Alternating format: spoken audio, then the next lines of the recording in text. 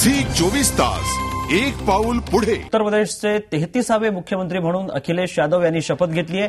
अखिलेश यादव हे उत्तर प्रदेशचे सर्वात तरुण मुख्यमंत्री आहेत।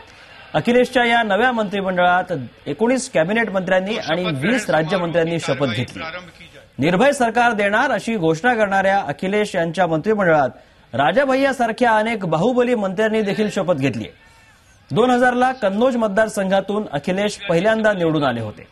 त्यानंतर 2004 आणि 2009लाही अखिलेश यादव कन्नौजमधून निवडून आले।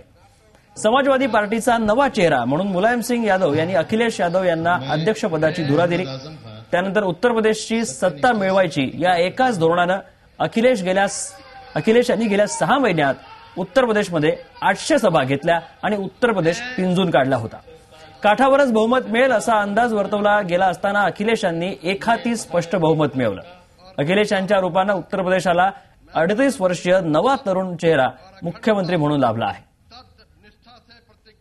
सर्वात तरुण मुख्यमंत्री उत्तर प्रदेशचे असणार आहेत अखिलेश यादव। यूपीच्या मुख्यमंत्रीपदी अखिलेश यादव यांनी शपथ घेतलेली आहे।